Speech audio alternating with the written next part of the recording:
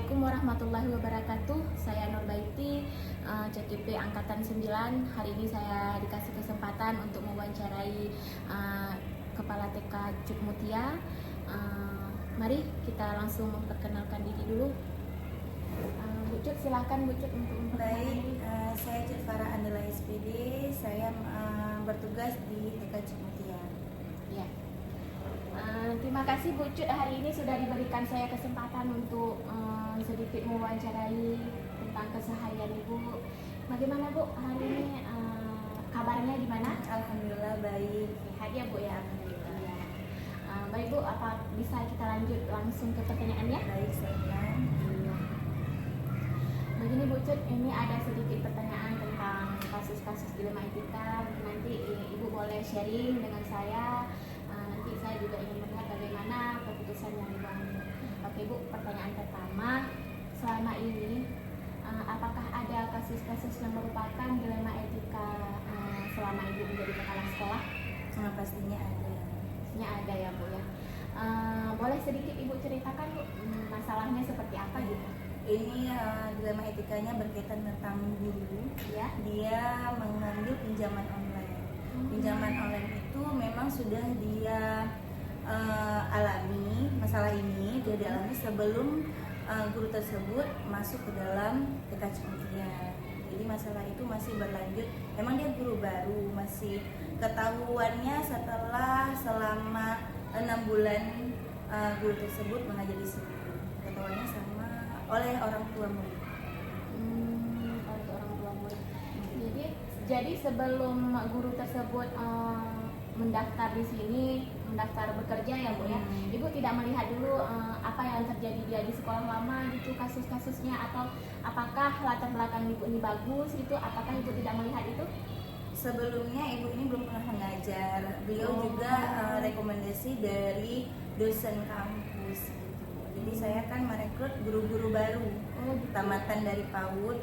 Jadi latar belakangnya saya nggak tanya sampai ke urusan pribadi, karena ini kan urusan pribadi. Jadi saya cuma tanya status pendidikannya seperti apa, rumahnya di mana, alamatnya di mana. Beliau juga bukan bertempatan di kota yang sama dengan sekolah. Mereka asalnya dari daerah. Oh gitu ya. Daerah lain. Jadi tahunya itu Bu setelah Ibu itu mengajar di sini, itu ketahuannya Bu berapa bulan Bu? Sebenarnya ibu itu bekerjanya baik, Ya. dengan anak dekat, dengan orang tua murid dekat. Bisa merangkul anak-anak Bisa. juga. Bisa karena dia masih guru-guru baru ya, masih fresh sekali dengan ilmu-ilmu barunya kan. Tetapi seiring berjalannya waktu, rupanya dapat laporan dari wali murid bahwa wali murid ada dikirim berupa SMS gitu dengan mengatasnamakan dari pinjaman online, aplikasi pinjaman online, berisi dengan foto KTP ibu tersebut dan meminta wali murid untuk segera menyampaikan pesan ini untuk guru tersebut bahwa agar dilunaskan hutangnya. Jadi karena wali murid ini pertama dia tidak mengenal sekali guru tersebut, mereka belum bisa langsung ke orangnya, takut tersinggung gitu kan. Jadi di setiap kelas itu, satu kelas itu ada 2 guru yang bekerja. Jadi wali murid menyampaikan ke guru rekan kerjanya yang satu lagi. Karena guru yang satunya lagi juga kaget, nggak tahu kita, karena kan guru baru nih, kita kan nggak tahu. Jadi guru tersebut ini menyampaikan kepada saya bahwa masalah ini, ada masalah ini dengan guru tersebut. Inilah yang menjadi kita dilema ya Bu ya. Sebagai kepala sekolah, kita harus tahu bagaimana guru tersebut ya Bu kan. Akhirnya Ibu menemukan pula kasus yang yang pinjaman online ya Bu ya. Ini mungkin tentang personal dia ya Bu ya. Ini sudah terlalu privasi sekali sebenarnya ya Bu ya. Tapi karena terjadinya di lingkungan sekolah, jadi kan kita harus menjaga nama baik sekolah. Betul sekali Bu ya. Jadi Bu, kira-kira Bu, dari kasus yang Ibu alami ini, bagaimana Bu cara Ibu mengambilkan sebuah keputusan terhadap sekolah ini Bu? Apa keputusan, maksudnya bagaimana cara Ibu mengambilkan keputusan Bu terhadap guru tersebut Bu? Jadi kan masalahnya yang sebelumnya cuman laporan dari wali murid. Iya. Saya tidak langsung dari wali murid ngomong ke saya, tapi guru yang menyampaikan, guru rekan kerjanya itu yang menyampaikan kepada saya dengan screenshot yang dikirimkan oleh aplikasi Ada online itu buktinya, ada ya? buktinya. Iya. Kemudian saya kumpulkan buktinya, saya identifikasi masalah, saya tanya ke guru yang bersangkutan. Oh, Ibu panggil ya? Saya panggil guru yang bersangkutan itu, saya tanyakan apakah ini benar. Iya, betul. Jadi seperti apa, kenapa bisa sampai ke orang tua murid, kenapa juga sampai mengambil pinjaman online. Sudah ceritakan bahwa ini sebelum dia mengajar di sini, gitu. Dia ada kebutuhan sehari-hari yang dia harus dia menafkahi dirinya sendiri karena orang tua di kampung juga tidak mampu. Jadi dia harus bekerja sendiri. Dia juga bercerita dia sebelum kerja di bekerja di TK Cimutia ini, dia pernah bekerja di laundry sebelum itu, sambil kuliah, sambil mencari pekerjaan yang lain lagi. Ya, berarti Ibu sudah memanggil guru tersebut, sudah cari tahu tentang, dan dia sudah mengklarifikasi ya Bu ya. Iya. Ya, baik Bu. Kita lanjut ke pertanyaan selanjutnya. Kira-kira Bu, langkah-langkah atau prosedur seperti apa yang biasa Anda lakukan selama ini Bu? Kan seperti tadi, kalau masalahnya tentang guru, saya identifikasi dulu masalahnya, kumpulkan bukti, saya panggil orangnya, mencari kebenaran cerita, kebenaran cerita. Kemudian kalau masalah guru itu saya juga mengkomunikasikan kepada penasihat TK. Penasihat TK nanti kalau misalnya kami bisa mengkompromi masalahnya kecil, kami hanya berdua aja mengkomunikasikan. Karena kalau masalah guru hanya dengan di atas saya lagi, gitu, penasehat, pengawas, apalagi menyangkut dengan nama baik sekolah. Yayasan juga harus tahu karena penerimaan guru baru juga melalui yayasan. Iya. Melalui yayasan baru ke penasehat, kemudian baru ke saya, baru penempatan, karena bukan saya yang menerima guru langsung. Iya, berarti Bu gini ya Bu ya, kalau misalnya masalahnya ringan. Berarti itu antara Ibu dengan guru tersebut aja yang menyelesaikan ya Bu ya. Kalau masalahnya sudah berat, apalagi ini udah menyangkut sekolah ya Bu ya, udah menyangkut sekolah, berarti ada pihak-pihak tertentu yang memang harus kita libatkan Bu. Apalagi ini nama baik sekolah ya Bu kan. Ya, baik sekali Bu keputusan Ibu. Kira-kira Bu, hal-hal apa saja Bu yang selama ini merupakan tantangan dalam pengambilan keputusan Ibu pada kasus-kasus di rumah Itika? Ada tantangannya nggak Bu? Banyak tantangannya, mungkin ada masukan dari guru-guru. Memang bagus kita mengambil kesimpulan yang terbaik, yang sama-sama enak gitu, sama-sama ada kebaikan di dalamnya, tidak ada misalnya jangan merugikan satu pihak gitu. Jadi kan harus kita tanyakan dulu. Jadi saya beri kesempatan kepada guru tersebut. Pertama saya beri kesempatan dulu, bagaimana cara ibu menyelesaikannya. Iya. Ibu beri dulu kesempatan. Iya, saya beri kesempatan. Jadi ibu guru tersebut dia langsung bilang karena dia mungkin malu ya Bu, karena sudah langsung ke orang tua murid. Dia malu. Saya bilang tidak apa-apa. Jadi selesaikan terus masalahnya, tidak apa-apa. Kalau nanti ibu mau pindah kelas, kita bantu pindah kelas ke kelas yang lain. Gitu. Jangan lagi bertemu dengan wali murid, mungkin dia malu, tetapi rupanya dia tidak bukan saja malu ke wali murid, tapi malu kepada rekan-rekan guru di sekolah. Juga gitu. Jadi dia mengundurkan diri. Dia meminta mengunduran diri. Memang kalau kami keputusan dari yayasan juga memberi waktu juga kepada guru tersebut untuk menyelesaikan masalah. Gitu.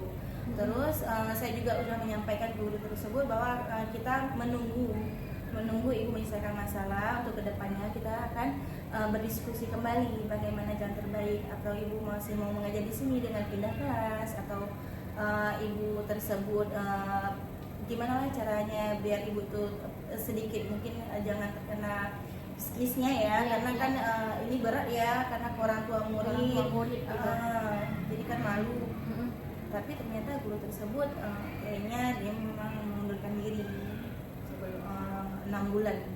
Sebulan saya kasih waktu menyelesaikan, kemudian tapi jawaban guru tersebut mengundurkan diri keputusannya. Berarti bukan ibu keluarkan? Bukan, kami cuma keputusan kami memberi waktu untuk Iya, menyelesaikan masalahnya, tapi beliau sendiri yang mengambil keputusan untuk mengundurkan diri. Berarti ibu tidak langsung semerta-merta karena ini sudah menyangkut tentang sekolah, terus apa namanya, ibu enggak langsung keluarkan berarti ya Bu, Enggak, ya? kita juga Enggak. membantu ya. Ada rasa kasihannya Iya, gitu ya Bu ya. kita kan juga Apalagi dia anak di luar dari daerah kita, Iya, gitu ya Bu ya. Oh gitu, baik Bu. Berarti Bu, apakah ibu memiliki sebuah tata kala atau jadwal? Ini kita kembali lagi Bu pada kasus tadi ya Bu ya. Iya. Apakah ibu ada memiliki sebuah tata kala atau jadwal tertentu nih Bu dalam menyelesaikan kasus dilema etika? Seperti tadi saya ada bilang bahwa kalau dari yayasan itu memberi kesempatan sebulan gitu untuk Iya. ibu itu menyelesaikannya masalah tersebut. Tapi kalau misalnya masalahnya kecil, masalahnya tidak besar, saya cuma mengambil keputusan langsung di hari itu tersebut, Tapi kalau masalahnya besar menyangkut nama sekolah, itu saya kan harus komunikasikan ke penasehat, pengawas, dan yayasan. Jadi setelah saya bertemu dengan beberapa yang saya sebutkan tadi, saya ambil kesimpulan, baru saya beritahukan kepada yang bersangkutan. Mungkin nggak langsung di hari itu tersebut, Baik. berjarak waktu. Boleh. Berarti boleh saya simpulkan Bu, berarti kasus guru tersebut nih berarti ibu sudah mengatur jadwalnya, ini udah bukan antara ibu dengan guru tersebut, berarti ibu sudah menentukan jadwalnya. Ini kasus sudah sampai ke pengawas sekolah, terus ke penasihat sekolah, terus ke siapa lagi Bu? Ke yayasan. Ke yayasan. Berarti sebenarnya kasus ini udah ke sana ya Bu ya. Iya. Namun dari pihak-pihak yang sudah ibu bertemu masih juga belum mengeluarkan guru tersebut ya Bu ya. Iya, Berarti masih kita beri kesempatan Iya. untuk dia memperbaiki dulu masalah dia. Luar biasa sekali Bu, ini keputusan yang memang sangat berat sebenarnya ya. Kalau kita bilang secara peraturan itu memang udah harus keluar ya Bu ya. Kalau kita nggak ada lagi rasa manusia, mungkin kamu sudah menjelekkan sekolah saya, baiknya kamu keluar aja. Nggak seperti itu Bu ya. Ibu masih juga beri kesempatan walaupun keputusan dia ambil sendiri untuk keluar gitu ya Bu ya.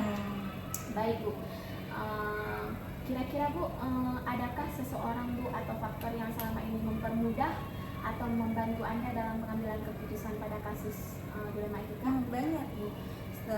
Selain dari guru-guru, sebenarnya kalau masalah tentang guru, itu kita tidak perlu mengkomunikasikan dengan guru lagi yang lain gitu. Karena biar jangan merembet kemana-mana. Kalau masalah anak itu baru kita mengkomunikasikan dengan guru, baru ke penasehat gitu, tentang permasalahan anak.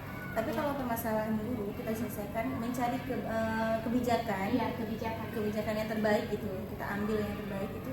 Jadi ada beberapa pemahaman gitu. Lalu kita ambil dari emang guru ada masukan seperti misalnya ada beberapa masukan. Kita dengar aja dulu, kita tampung aja dulu, kemudian kita tanya juga kebijakan dari penasehat TK, tanya juga kepada pengawas, tanya juga kepada yayasan, karena yayasan juga perlu tahu sama masalah guru tersebut. Karena kita tidak langsung, saya sebagai pemimpin TK Cumuta juga tidak bisa langsung untuk mengeluarkan atau menerima guru. Iya Bu, betul sekali Bu. Kira-kira nih Bu, dari kesimpulan Ibu nih, dari keputusan yang Ibu ambil, kebijakan yang Ibu ambil dari kebijakan kasus-kasus yang Ibu ambil ini, kira-kira Bu, jika keputusan Ibu kita publikasikan misalnya di media sosial atau di di media sosial atau di lingkungan sekolah lain gitu, bagaimana menurut Ibu? Boleh tidak? Boleh saja, karena ini kan juga menyangkut dengan pribadi kita sendiri ya. Untuk perbaikan bukan untuk orang lain saja, tapi perbaikan untuk diri kita sendiri. Permasalahan ini bukan hanya di orang tersebut aja, mungkin di tempat lain juga ada seperti ini. Mudah-mudahan bisa terselesaikan dengan baik. Berarti tidak masalah Bu ya, jika dipublikasi tidak masalah ya. Baik Bu, terima kasih sekali atas cerita Ibu hari ini, atas sharing Ibu. Mudah-mudahan ini juga menjadi pembelajaran untuk saya Bu, untuk kedepannya ya Bu ya. Baik Bu, dari yang setelah Ibu sampaikan ini, kira-kira Bu ada pembelajaran nggak yang kira-kira bisa Ibu bisa Ibu petik dari cerita Ibu tadi? Ada nggak pembelajaran yang kira-kira bisa Ibu petik? Jadi kita tidak hanya melihat seorang itu dari luarnya saja, tapi kita harus melihatnya juga dari dalam. Tidak semua yang dia lakukan itu untuk kepentingannya dia sendiri, juga mungkin di dalamnya ada kepentingan yang lainnya juga. Kemudian mungkin ada masalah yang kita tidak bisa masuk ke dalamnya, misalnya kayak seperti itu. Ya, itu kan masalah pribadi dia, personal dia. Mungkin memang seharusnya kita tidak ikut campur dalam personal dia, tapi karena ini sudah menyangkut, sudah membawa nama lembaga, makanya kita harus ambil satu kebijakan untuk kepentingan sekolah, juga kepentingan guru itu tersebut. Kita ambil keputusan yang terbaik yang memang tidak merugikan siapapun ya Bu ya. Dan kita juga memberikan kesempatan kepada orang untuk perubahan Ibu ya. Terima kasih sekali Bu atas penjelasan Ibu pada hari ini. Semoga ini menjadi pembelajaran untuk saya. Boleh kita tutup Bu? Ya, terima kasih pada hari ini saya sudah mewawancarai Ibu Cut Farandela. Semoga ini bisa jadi pembelajaran baik itu untuk Ibu Cut dan juga baik untuk saya. Saya akhiri, Assalamualaikum warahmatullahi wabarakatuh.